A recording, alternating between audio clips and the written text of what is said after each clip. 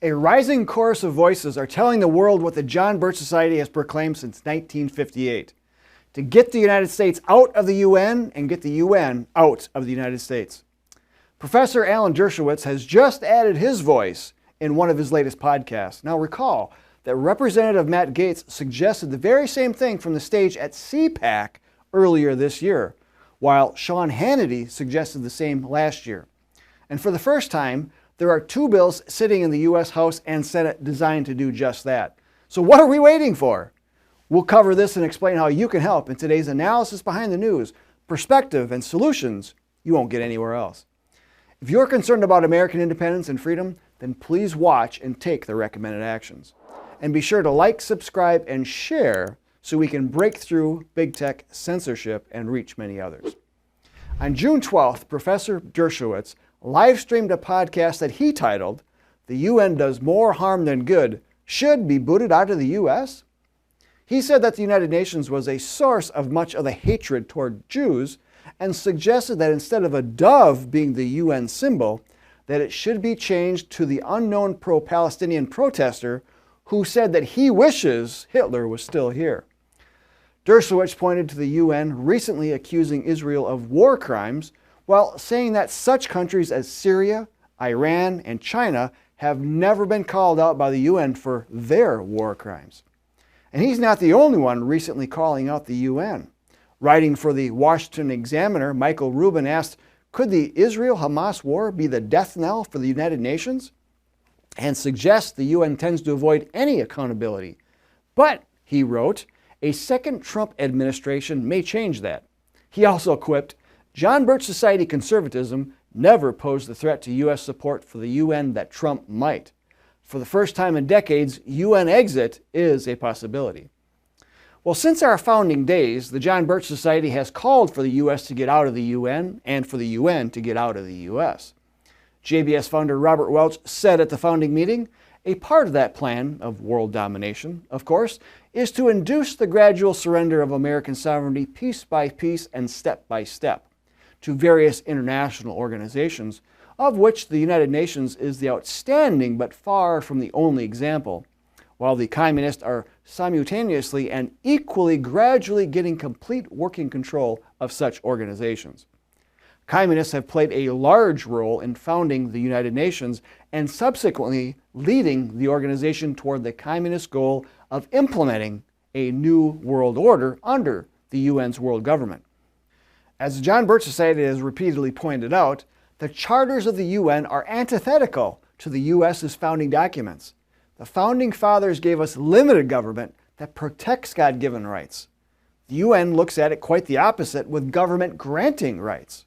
Yet, for what should be an easy decision for our elected officials to make, most turn a blind eye and suggest that the UN should just be reformed. For example, in 2005, U.S. Representative Henry Hyde went so far as to introduce the UN Reform Act, which offered more than 100 pages of reforms. In contrast, U.S. Representative Ron Paul introduced the American Sovereignty Restoration Act of 2005, which only took 7 pages to end the membership of the United States in the United Nations.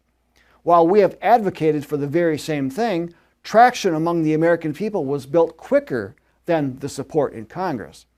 As written in a newer introduction in the Blue Book of the John Birch Society, when the Society started this campaign, 80% of the American people supported the UN, and by the year 2000, less than 35% felt that we should remain a member of the UN. It wasn't until December of last year when the U.S. Senate finally introduced the DEFUND Act, which stands for Disengaging Entirely from the United Nations Debacle. Introduced by Senator Mike Lee, it joins a companion bill introduced by Representative Chip Roy in the U.S. House. The U.S. bill has only 7 co-sponsors, while the Senate has 3. It's time to crank up support for these bills. Even if they are not passed and signed by President Biden, the work put into organizing support will carry over into 2025, and as pointed out before, we might be near the tipping point if the next president is on board. So what would it look like if the U.S. were to get out of the United Nations? First of all, 28% of the UN's budget is funded by the United States. That's $18 billion in 2023 alone. the UN would not be able to sustain this loss long term and would eventually collapse. No other country would be able to fill this gap. Second, this club of dictators is not interested in adopting freedom and does all it can to disarm the world's population from weapons that protect the people from tyrants. I saw a meme recently that said the only reason the government wants to disarm you is because it is planning to do something that you would shoot them for. Well, there's plenty of truth behind that one. By getting out of the UN, we would be helping to preserve the Second Amendment, the rest of our liberties, as well as the constitutional limitations of government. Again, the UN has no such apparatus for limitations. It wants to control you and to get rid of government limitations.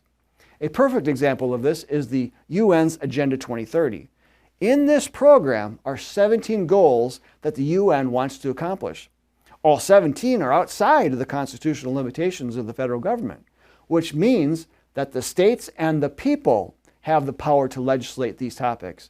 Yet the UN works hard to lobby Congress to achieve these goals. Many of these goals are being worked on due to fear-mongering under the false ruse of climate change.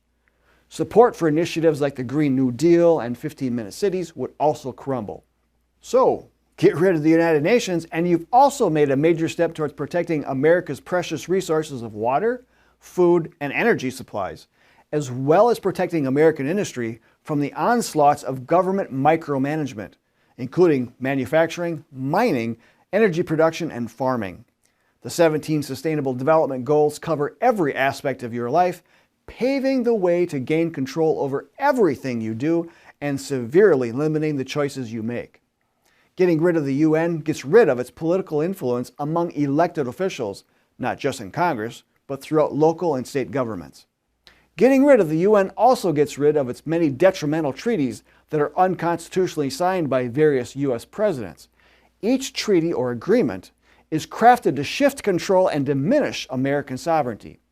These include canceling treaties on arms control, climate change, forced acceptance of refugees, attacks on the environment, participation of the U.S. military within UN forces, and, one of my favorites, eliminating the treaties that allow the UN to be headquartered in the U.S. Getting rid of the UN would also deliver a killing blow to the sought-after merger of the 3 North American countries.